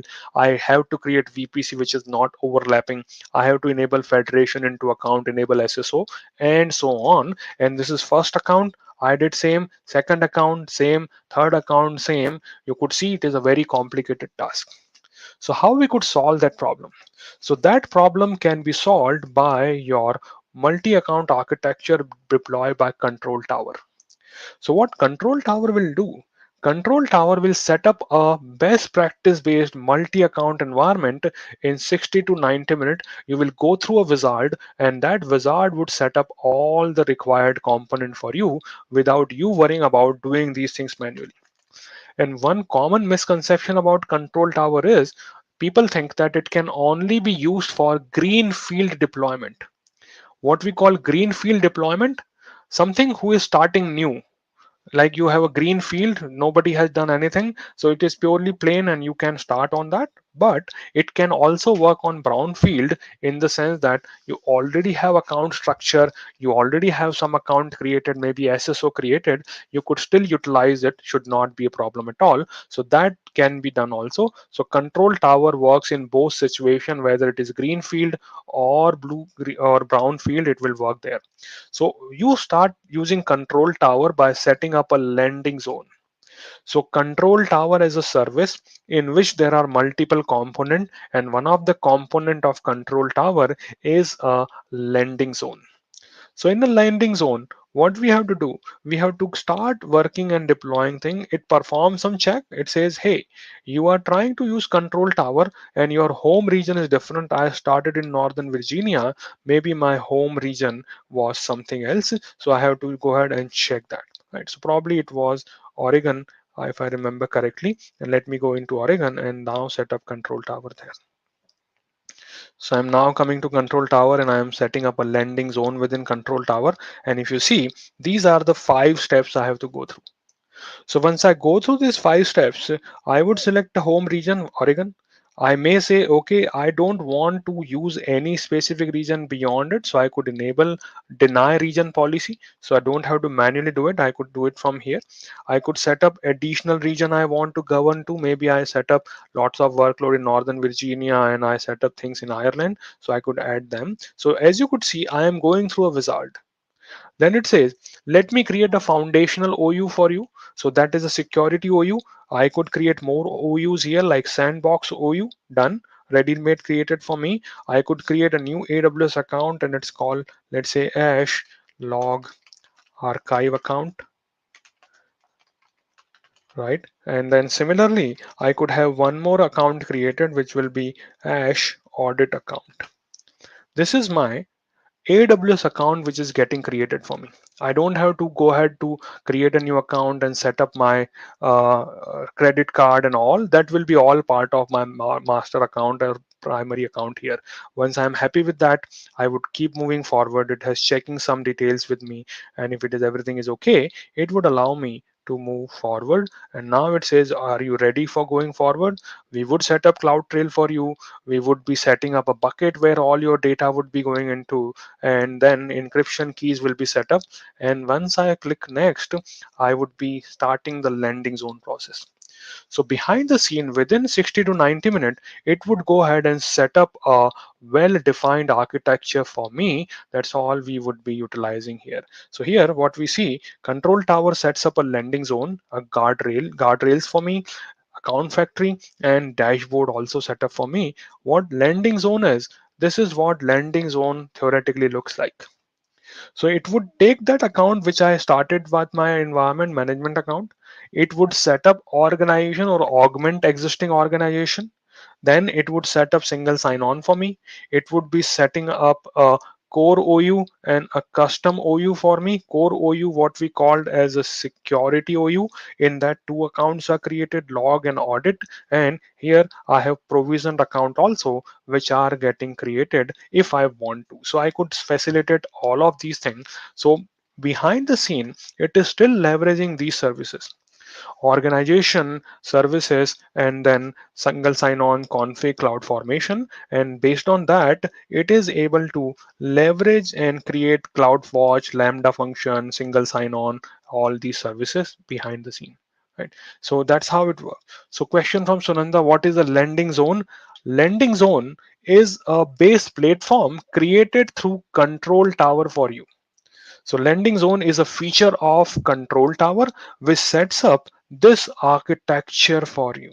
This architecture is a base, and once this base is ready, you could now keep on adding more component on that. Now, if you know about how the trucks are designed, like again, I take some random analogies here. So basic truck chassis. So see this. This is what you are getting through control tower in a way.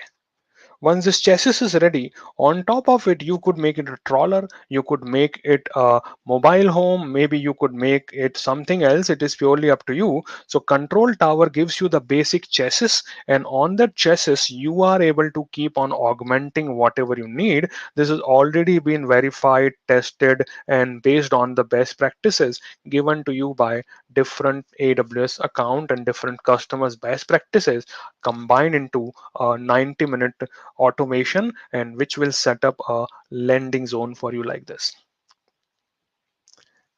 All right, yeah, similar to boilerplate code. Yeah, exactly, good example there, Parna. So yeah, I agree on that. So I assume a template, yes, it is a template in a way. It behind the scene, it is running these services. So behind the scene, it would run a template, and that template would set up all these for you. That's what it will be doing, right? Right. Does it apply any default SCP at management account level when we use or for greenfield? Yes, it would be. The default SCP there is allow all. So default STP is allow all. But obviously you could go ahead and change it, should not be issue. But yeah, default is allow all policy applied, and obviously you have control to change it if the need be, shouldn't be an issue at all. You should audit and log archive account in email format. You should have this created already, or is it created on the fly as you create lending zone? It is created on the fly in Ranga. So it will be created for you. Those email address will be tagged to an account, and it would be a new account created for you. Those account need not to exist beforehand. You just need to have a valid email address, and we would register a account on those email address for you. You could not have a problem at all.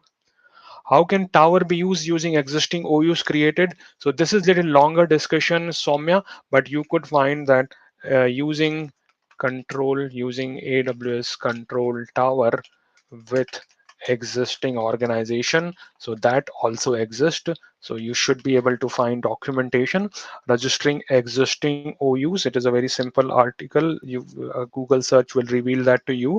So you could import existing environment, shouldn't be a problem at all. So register an existing OU. There are some pre-flight checks done, and once you have permission and everything looks fine, you should be able to get in there. Right. So again, this is not a exhaustive control tower discussion, but at least you got an idea. And then you have features like guardrails. So guardrails will ensure, like guardrails into public environment. These guardrails ensure that I am not deviating from my path, and nobody from outside can interfere in my path. Same thing is done by guardrails in your environment too. Like you could have industrial guardrail. Similarly, you could have guardrails set up by control tower, which says I want to have all my root user multifunction account, multi-factor authentication. I want to ensure all my ABS volumes are encrypted. I want to ensure all CloudTrail are monitored. So that all can be also done. So this is one of the feature. And then similarly, you could add more features depending on use cases. I may probably add these examples into a Udemy training. So look for that. Probably it would be made available soon, but I want to stop here because that is what we plan to discuss. There is more. I would make these slides available to you. So you should be able to get more information based on these slides. And if there are any follow-up questions, I would be happy to answer those. But there is more feature in Control Tower called Account Factory, which helps you to create account in automated fashion. And then we have dashboard where you would be able to see if all of your applications are following best practices or are they deviating from what is not expected. Is control tower compulsory? Answer is no. It is purely up to you. You decide whether you want to use it or not. We do not need to have that mandatory environment, but it is nice to have kind of a thing because you don't want to maintain everything manually. That is too complicated. To have best practice template for guardrails, there are already there, Pawan. So there are some guardrail which are called elective. So you elect them when you want to use it, and some are by default there, so we could use it without having any issues. So you just have to enable them depending on your use case. So they exist already. Is it a free service, Harry? Yes, it is a free service. You do not pay for it, but obviously when your logs are being collected, you are paying S3 charges. The ingestion charges are there, but control tower itself is a free service. Okay, so I'll stop here. Otherwise, I would keep on speaking for the whole time. And we want to now welcome one of the guest speakers who is in very odd time zone but still agreed to be here with us. So let me quickly welcome Julie to the session. Julie Elkins is a well-known name into AWS training and certification, and I'm 100% sure if you have passed any AWS certification, you have read or access the material created by her directly or by her team, because she is into a very important domain in certification. So let's go ahead and invite Julie to stream. Hello, Julie. Happy to have you here. Thank you. Thanks for having me. I'm happy to be here. Nice. And I just want to thank you first for being so odd time zone. You are US based and you are still here. That shows that how dedicated you are for empowering people, and we really appreciate that. Of course. Thank you. So I would keep it a question answer session, and people who are joining us live, please put your question on chat. We would be able to handle it. And Prasad is also there. Parna is also there. So if you want to be joined, on the question and answer session, let me know and I will add you to stream. Let me add Prasad. Prasad is enjoying some time in India. So good to be there. I think it's nice to be back with family. So welcome, Prasad. Thanks, Ashish, and great to have you, Julie, joining us in the session. Thank you. So Julie, please let me know what is this title called Senior Technical Curriculum Developer? So at AWS, we have different technical curriculum developers. So there's core curriculum that has like the networking domain, databases, security, architecting. There's the exam prep team that does exam prep content. And then there's partner team. I mean, there's a bunch of different technical curriculum developers, but we just create technical training. Yeah, I agree. And when we talk about curriculum development, can you enlighten more on that? Can you explain what basically it entails? Well, I think it depends on what assignment you get. Mhm. So for me, whatever assignment I get, I always first start with, I always dump out what I know. So I create my syllabus, I fill in the syllabus with what I know, and then I stop and I think, oh, well, what am I missing? So then I try to go back with still what I know. And then once I've completed all of my knowledge, that's when I start researching and then adding in and making sure that all the content that's needed is there, which is really hard to do with AWS because It's it's ever just, changing. yeah, ever changing. It's enormous. It's massive. There are all these deep dives, little squirrel runs you can do once you get down into the nitty gritty of it. So Makes sense. And when we talk about curriculum development, is it just PowerPoints or is it beyond it? I'm sure it is beyond it. it's different. When when I first joined AWS, I wasn't sure I was going to get the offer because they kept asking me about different platforms. Like, have you used Rise? I can't remember the other ones. And I was just like, no, because at Linux Academy and A Cloud Guru, we just did PowerPoints and some interactive diagrams and videos and labs. But I know that AWS uses Rise. So there are some digital training courses that are in Rise. And so those are written and they have flashcards. You can add videos in there. It's a really neat platform. The content I create is all videos with PowerPoints. And then we also use Rise for the course transcripts and the flashcards. We might be changing up the flashcards to sort of like a Word doc or something that might be a little bit more seamless for the end user. And then there are other programs that just kind of use a mixture of everything. So I think it just really depends on what team is building that content and what their tools are. And I'm sure there is a overall process to oversee that all the content, even though developed by individuals, are still adhering to a quality or a standard, isn't it? Hmm. That is another thing with my initial interview is um, the person who was interviewing me, Eric Robertson. He kept asking me, who reviews your content? And I was just like, I didn't understand his question because at Linux Academy, sometimes we would have a peer that was available to review it, but we were responsible for ensuring that that content was accurate, right? And it hit the needed depth. And then, if we would check the ratings and the thumbs up and thumbs down afterwards, and if not, we'd go in and make adjustments.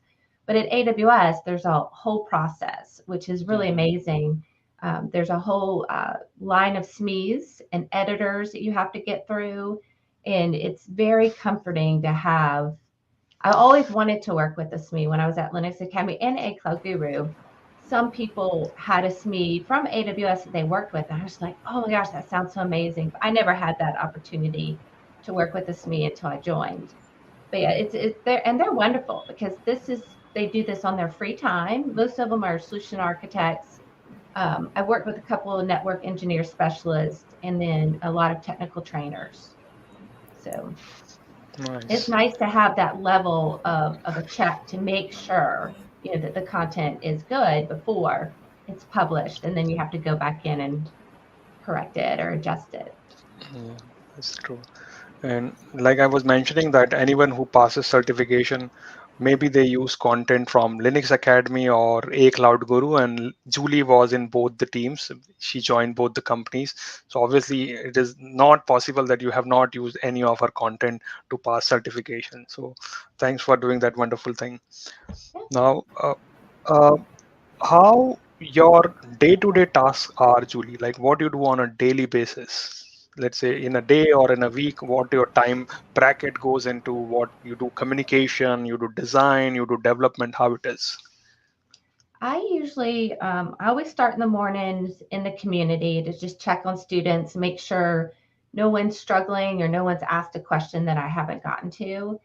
And then I try to dedicate time to write because it's really hard to try to think about what you know and get that down on paper or, on your laptop. And then, to keep that flow going without all of these interruptions. But I always work through, I write my scripts first.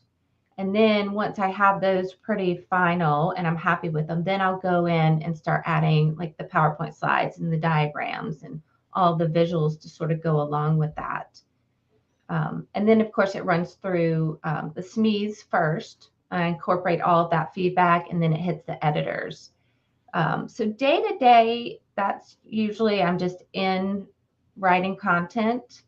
Um, Sometimes I'll get pulled off for different questions from my manager, different asks, things like that. But yeah, pretty much I'm just writing and building content. One question: how do you collect feedback on this content? Well, it's really hard. AWS is actually getting better. We didn't really have a great system where we were getting a lot of data and a lot of feedback, and that's changed since we moved to Skill Builder. So we get CSAT scores that you can go in and check, and then we also can see comments. I don't think I get to see everything, but my manager definitely does. And then I always ask out in the community, like for my developer associate exam prep course, it's getting low ratings. And I'm really struggling with that right now because, I was given an exam prep recipe that I have to follow, and I have to sort of stay within these guidelines of, just helping the students assess, not teaching, to the exam or what's on the exam, but assessing your readiness, and then identifying skill gaps so that you can go and take deeper dives. So it's been a big learning curve for me. But I think with what I have assumed from the developer feedback I've been getting is that they're definitely more hands-on. So different audience and like solutions architect. So that is something that I considered, but I don't think I really hit that mark. Like I think I needed more hands-on in that course. So I'm trying to work through that. But then, in the community, most people in the community are very gracious and kind. Some people, like I'm always like, give it to me brutal, I can take it just because that's how I've always used feedback to make my content better. 'Cause that way that you're providing good content that's helpful and it hits that right depth because you have juniors, mid and senior level people who are taking the training. So it's hard to make that so that it's useful for all the different levels. Yeah, that's always there. And one thing I love about you is that how active you are in all those different communities and trying to engage with everyone, like actively. There is one question. Is using AWS Skill Builder as primary source of studying for solutions architect certification a good idea? Or should I maybe diversify a little bit? That's really personal. Like I always say, training is personal. Like some people really like my content, some people don't, and that's okay. Especially if you are using a course that someone is teaching or someone is on camera or speaking, you really have to sort of like that voice, the content, their style of teaching. So for me, when I started out, I bought a Udemy course from A Cloud Guru, and I was really struggling, really struggling. And my mentor at the time, he was like, "Why don't you check out Linux Academy?" And so I bought the Linux Academy Solutions Architect Associate course from Udemy. And that is the course that really just changed my life because it added all of these visuals. It covered fundamentals, which I really needed. And that's when everything started clicking for me because I could see where things sat. I saw how they communicated. Um, and it's not that the A Cloud Guru course wasn't a great course. It's just that that didn't work for my style of learning. You know, some people are visual, some people, you know, prefer to read books. So it just really depends. And I always advise to go out and look because you can get like free weeks, like the 7-day free trial for all kinds of different platforms. Um, one thing I do like about Skill Builder is there's a lot of different people creating that content. So it is much more diverse, and you might have a better chance of finding a good fit on that platform. Understand that. Thank you. Yeah. And one more fact about Julie, if people do not know, she is a golden jacket holder. She has passed all 12 AWS certifications. So she is like a full AWS knowledge in one single room you could Well, sort expect. of. I'm still learning. Yeah, it's still learning, but yeah, it's a good achievement. So congrats on that. Thank And you. Julie recently got promoted also for her dedicated work. So obviously means well deserved. So congrats on that Thank to you. Julie. Now moving to exam preparation, what is that series or what is that project? If you could help us in understanding what is exam prep. So our team is split into two halves. So there's the content side, which is myself and Pranauti, my lab developer, who's amazing. And then on the other side, there's like 9 people. It's the big part, and they are the assessment side. So they build practice exam questions for all the different certifications, and we build the practice exam questions with the same standards and requirements as the actual certification exams questions. There is a big firewall between our teams. Like we can't even use the same SMEs that they use, but we do follow the same standards and requirements. And so Okay. we are in the process. We're a newish team. We just really formed last September, and we have been just racing to try to get as much content as we can because we were behind every other third party, you know, training. So we have been really ramping up and getting the content, and we always get more questions, more questions. You know, everybody wants more questions, and they are that side of the team. They're working so hard, Mhm. but because they have to follow the same standards and requirements, it just takes longer. So we are planning because right now we just have a certain number for each certification exam that we've developed so far, but we're going to be adding to that hopefully very soon. And hopefully when the hiring freeze lifts and we can get a few more people in to help. Nice. And these exam preps are all free resources, right? The courses are, and then there some of the questions are, but then for the Okay. I think for the official practice exam questions, you have Hmm. to have the subscription. But Okay. there's a couple. There's the official question set. There are bonus questions, the official practice exam questions, and I believe they're working on a fourth set because we're Hmm. trying the bonus questions aren't we can make those faster because we don't have to hit the exact same standards and requirements. They still have to hit, and you know that's not my side of the team. They still have to hit some of this requirements and standards. So they still have to follow guidelines and a recipe for building those, but we can develop those quicker. So we're trying to figure out ways as a new team and processes to develop the content as quickly as possible and get it out there. But there is free and paid. And Free then and there's paid. free. Most of the exam prep courses are have a free version, and then a paid version comes with the official practice exams, labs, and flashcards, things like that.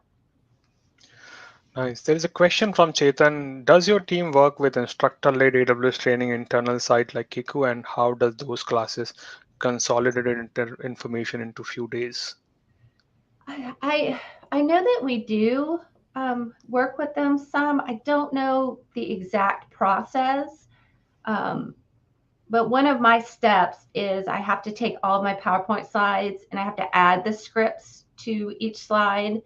And those get handed off to marketing teams, to different teams. I know they're available to the technical trainers, but I am trying to work because I have gotten some feedback from the technical trainers because they're like, this is so much content and I only have a day, or like this comment says, I only have 3 days.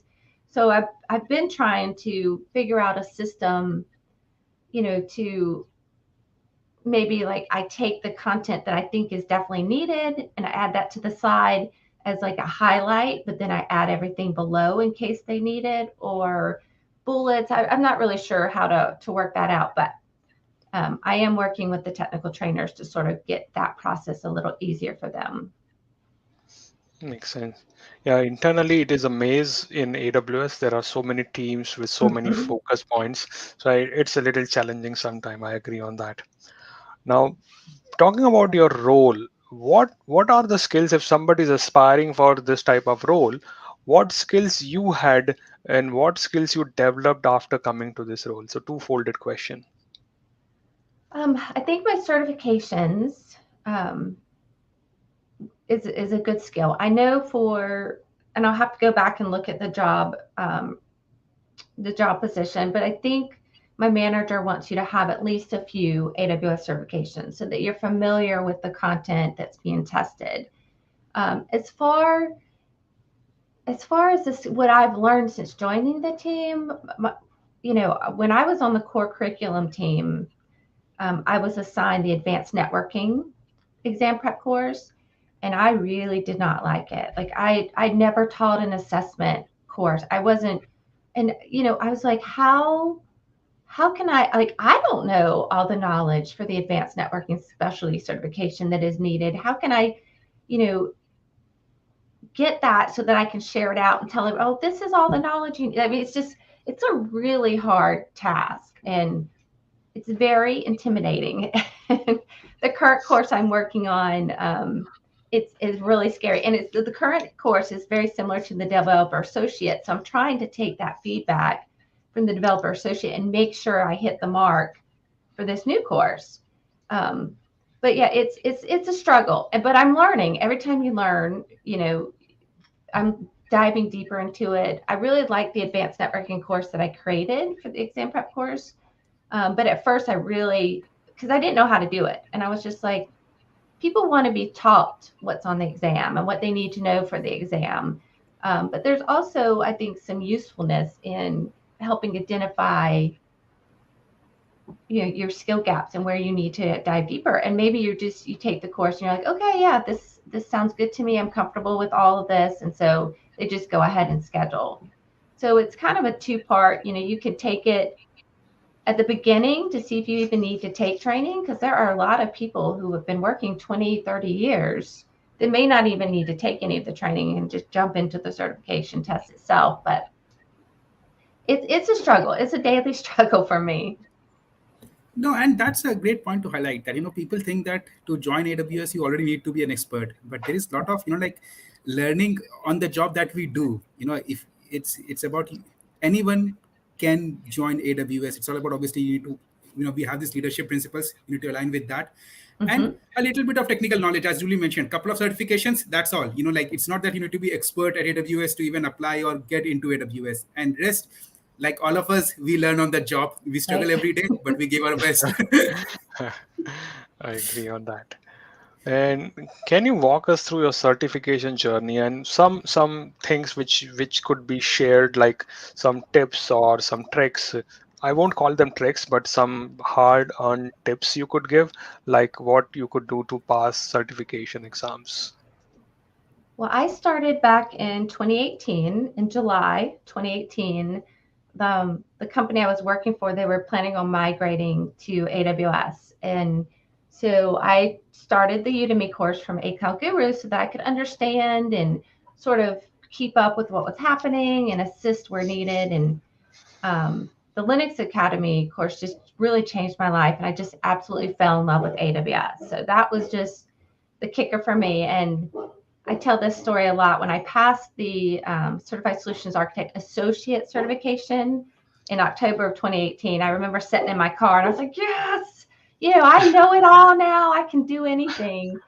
But then you start studying for another certification, you realize, oh no, like there's so much I don't know. And I found that with every certification prep I started. I was just, you think you're at a certain level and then you're just like, no, I still don't know all this other stuff. But that's how, because I don't have a whole lot of real world experience.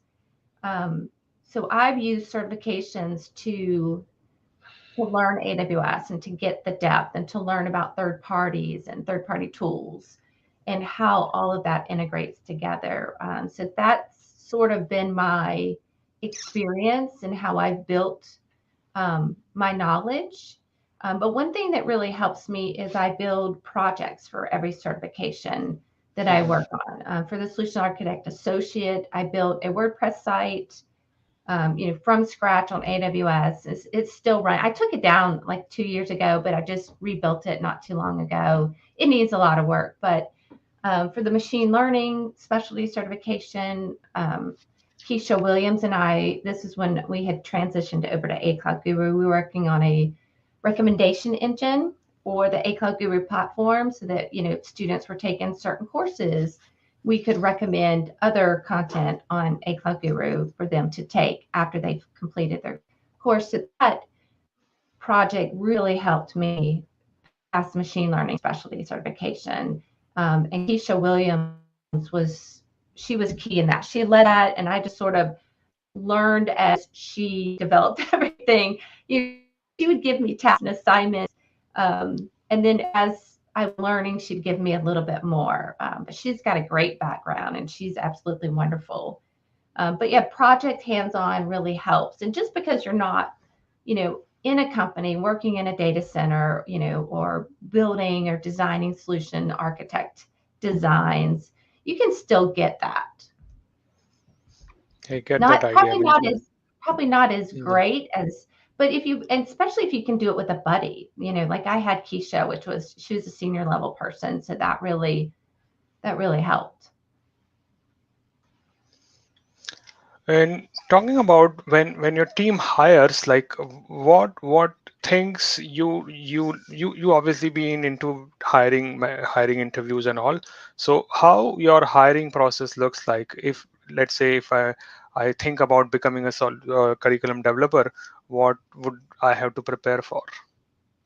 Well, there's two parts. There's a tech interview that usually is with the hiring manager and a team member.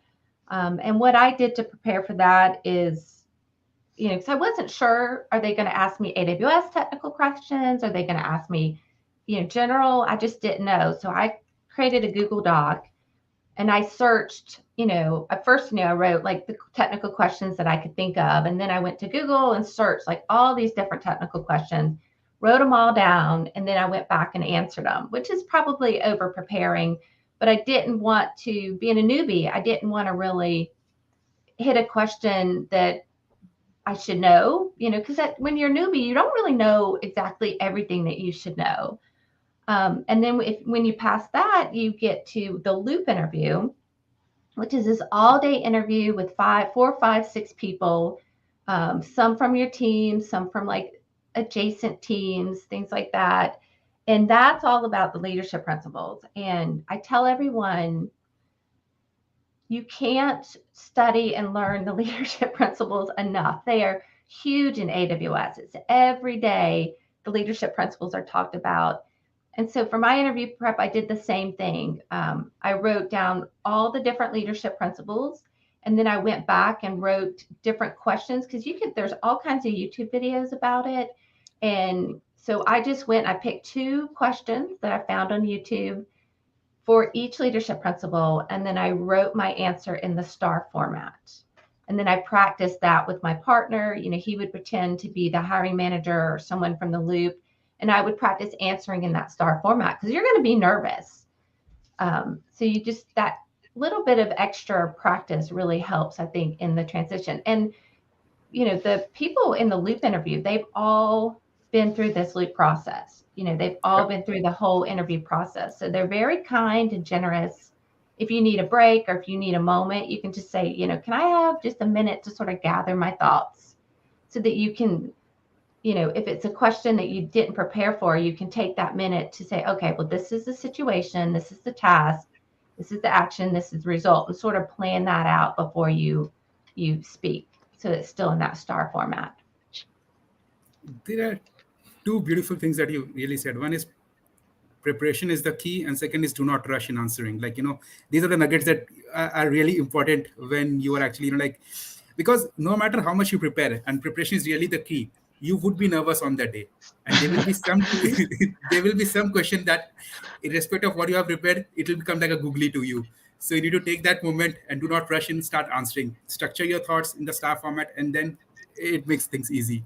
So thank you for that. Of course. One more question. So we'll have one more question afterward. That would be second last. So say this is second last. So what are some tips for anyone who is starting their cloud journey now? You talked about lots of stuff, but somebody who is very new, coming from a different field, like you also came from a different domain. Mm-hmm. So what are the some top tips you could share? I think probably my best advice is fundamentals, right? I jumped in to the solutions architect associate training and I did not have the fundamentals. And so I had to sort of pause and figure out why am I struggling? And then I got the Linux Academy course that had the fundamentals. Things started making sense. And I was like, oh, what's the fundamentals of encryption? What's the fundamentals of networking and databases? So I had to pause and then jump back in. And then, well, throughout my journey, I've had to pause and go back to fundamentals, jump back in. So just realizing, that there's so much that we don't know as newbies, and we don't know what we don't know. I think joining a community like the community you guys have, because, I see this active chat and, you'll see questions that you want to ask or questions you didn't know to ask. And people are answering them. And it also gives you sort of that sense of community. So if you're struggling and you're getting really frustrated with yourself, you can see there's all kinds of people and everyone's learning, right? And so be kind to yourself and just keep going. Just keep adding that training to your schedule daily. That makes sense. That's completely nice advice. One last question I would ask about networking. I know you have a good following on LinkedIn and people who are starting. LinkedIn can be a really nice tool to get connected with like-minded people. So, what could be your tip to build your own LinkedIn network? Well, it has always been a struggle for me, just because there's some really big names out there in AWS training. So I'm still trying to get to that level. So what I do is I just try to create the content that's solid and useful and helpful, right? So I think that really earns trust. So if I keep delivering good content, it's not going to be at the depth of these senior technical trainers or people that third parties that create content, but I'm getting there, right? So if I just keep building my own knowledge and keep delivering good content, that earns the trust. And then being supportive, being available. At Linux Academy, it was one of the requirements. We had to check in the community in the morning, at lunch, and before we signed off for the day. So that's really just become a habit for me from working there. At A Cloud Guru, it was just you could do it or not do it. It wasn't something that you had to do. But I really enjoyed that. I love the helping people. I love seeing people succeed.